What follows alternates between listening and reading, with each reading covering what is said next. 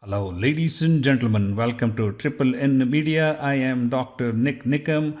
I'm in the process of doing some major cleanup on a book I'm writing, which is about 300 pages on COVID-19. There are a lot of things I have learned in the process, and one of them is copy editing, which is the most time-consuming and important thing that we have to do as writers before we turn them on to professional editors. One interesting thing I learned is that how do these copy editors work? And if we use the same principles what they are using, then we should be able to clean up our documents so that they are much better, in a much better shape when we send them to the professional editors. A lot of times when we write things, it could be in the present tense, it could be in the future tense, or it could be in the past tense. But if you are writing a novel, everything could be in the present tense, and you start off writing present tense, then there is no problem. But if you are writing technical stuff, or if you are writing historical stuff, it may be happening when you're writing, so it could be in the present tense, or they might have said something they're going to do in the future, and that may be in the future tense. But when you're finished with your book, everything is in the past tense. So you have to change all the sentences in your book to a past tense. So like you're telling a story that has already happened.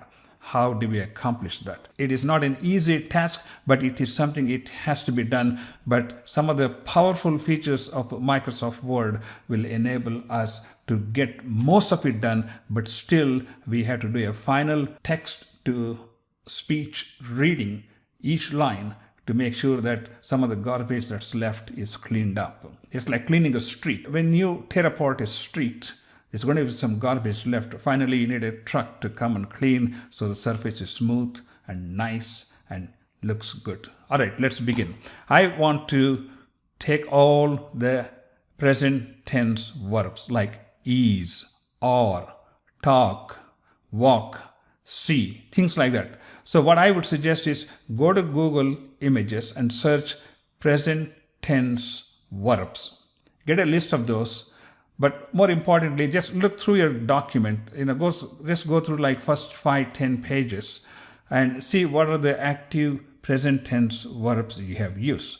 The same things are going to keep appearing over and over again. So make a list of all those things, then start off and then see where it needs to be changed to a past tense. So let's take, for example, the word is, which is the most common one. And I want you to pay attention to how I am doing this.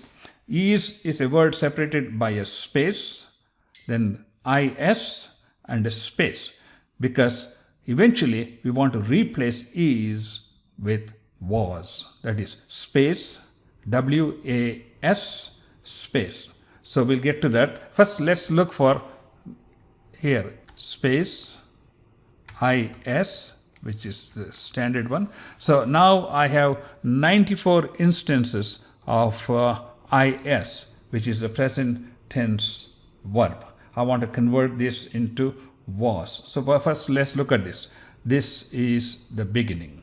But if you look at the paragraph, here it started universities was to show. So we already have a past tense, were, past tense. So this has to be changed to was to kind of go with the whole theme. So to do that, then I come here where the navigation window search is, then press on this, it will say replace. So we're going to click on replace. My is already shows up here. Then I'm going to say what I want to replace it with. Make sure there are no extra spaces. Now I have one extra space here. Then I'm going to say was and an extra space. Why? Because I am replacing this segment. I'm replacing this segment with space, was, and space. So in that way, when it's done, it will be automatically done. So I have it here and I'm going to replace it, but it's going to run away because it's going to go to the next one. So I replace this one, so it stayed there. See how it replaced? That's how you do. Now I'm going to find the next one. Say, what is it saying here? The actual force, labor force is 160 million. I can say replace the actual labor force was, because that's in the past. All right, so it says it's come to the next. I'll go to the next. Okay, now I'm going to start here. Okay, the information provided in this book is, oh, this is like a introduction, so I'm going to leave that one because copyrighted material. Author prohibited. Okay, let's keep going. He is training book is helpful. That's the instructions.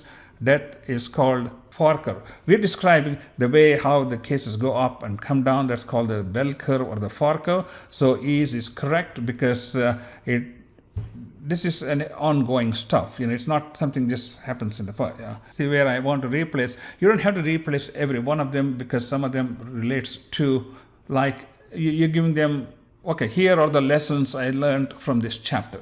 So those lessons are something that we can be used today, they can be used tomorrow. So it could be in the present tense. See, I'm talking about my restless kid syndrome in my system because I can't stay still. So I said, I can leave it. I'm like a restless kid who is curious about everything in life.